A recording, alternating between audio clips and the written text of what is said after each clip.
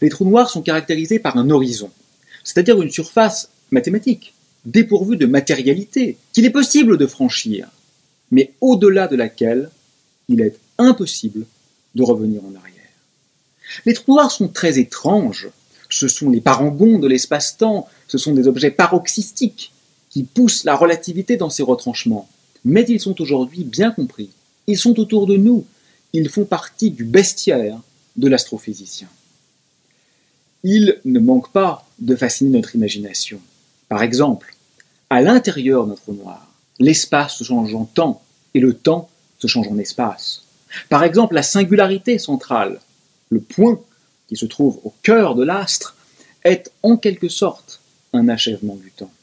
Par exemple encore, la vitesse d'un corps qui serait en chute libre sur un trou noir serait mesurée par l'observateur local au voisinage de l'horizon comme la plus grande vitesse possible, c'est-à-dire celle de la lumière. Mais le même phénomène, observé de loin, apparaîtrait comme se déroulant à une vitesse nulle, c'est-à-dire avec l'objet figé à la surface du trou noir. Description apparemment antagoniste et pourtant compatible du même monde dans une acception relativiste. D'un point de vue classique, la réponse est donc claire. Les trous noirs ne peuvent pas exploser, rien ne peut s'en échapper. Le vide en mécanique quantique n'est pas vide. Tout le temps, autour de nous, partout, à chaque instant, des paires de particules et d'antiparticules sont créées stricto sensu, ex nihilo, à partir de rien. Et le trou noir va se coupler avec ces fluctuations quantiques du vide.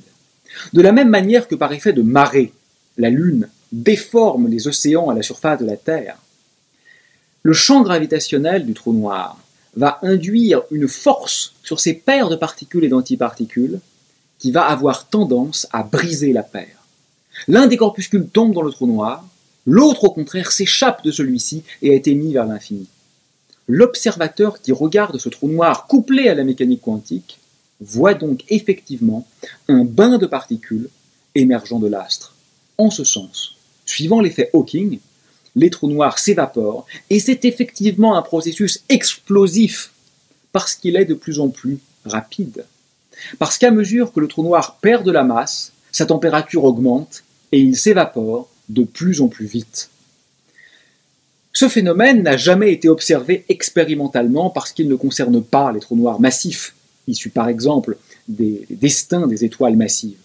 Il ne concerne que les petits trous noirs, dont l'existence est spéculative et n'a toujours pas été avérée d'un point de vue observationnel.